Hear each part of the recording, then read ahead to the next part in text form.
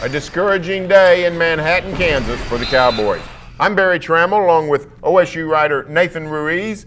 And Nathan, over the weekend on Saturday, the Oklahoma State basketball team goes to Manhattan and is browbeaten by the Wildcats 85-46. They were never in it. 15-0 start for K-State. Wildcats looking good, and it seemed to be a culmination of this shorthanded season. Cowboys just didn't have what it takes to compete with K-State. Yeah, I mean, the game started out poorly, like you mentioned, and it just got worse from there. OSU ends up suffering its second worst loss since 1933, only a 41-point loss to Baylor.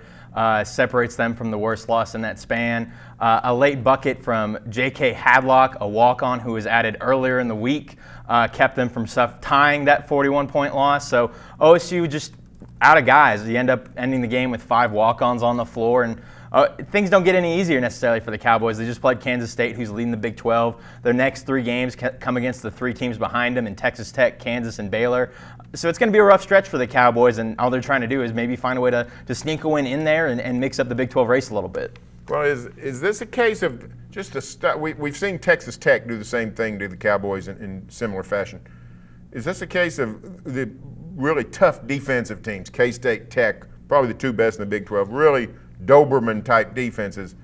Cowboys just aren't equipped to handle that these days. Yeah, absolutely. We've seen that in their matchups with those 2 teams have been the toughest ones. Cowboys have been pretty competitive with everyone else, even though they haven't been winning many games. They're right there with Kansas. They've been up there with Texas, Baylor, TCU, able to win a game against the Horned Frogs just earlier this week or last week. So the Cowboys just don't have the right matchup set up when you look at the defensive styles of Kansas State and Texas Tech. Both the 2 best defensive teams in the conference, 2 of the best defensive teams in the country. OSU's offense has really struggled even before all the dismissals cut them down on their roster. So OSU just hasn't been a great offensive team all year. So when you factor in the great defense that Kansas State and Texas Tech provide, it's going to be a tough matchup for the Cowboys.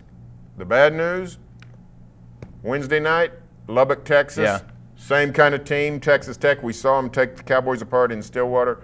What can OSU do to make that game in Lubbock on Wednesday night more competitive? I think it starts with 3-point shooting. That's where most of OSU's offenses come from throughout the season, and it definitely wasn't there in Manhattan. Lindy Waters came in as the 2nd best 3-point shooter in the conference, ends up taking 1 shot from deep, misses it, and then fouls out. Tom Cizagua, after scoring 23 points in back-to-back games, starts out 0 for 7 from 3. OSU needs 3-point shooting to be able to stay competitive in games. Their offense just doesn't flow enough in transition to be able to have those kind of opportunities. So they've got to be able to make those shots from deep. Finish the game in Manhattan 4 for 24 from 3. If they're able to make a few more of those, they might be able to keep things a little more competitive in Lubbock. Well, it's going to be a struggle to the finish. Better days perhaps ahead for Oklahoma State basketball. Stay tuned for further Cowboy coverage here on News OK and every day in the Oklahoman.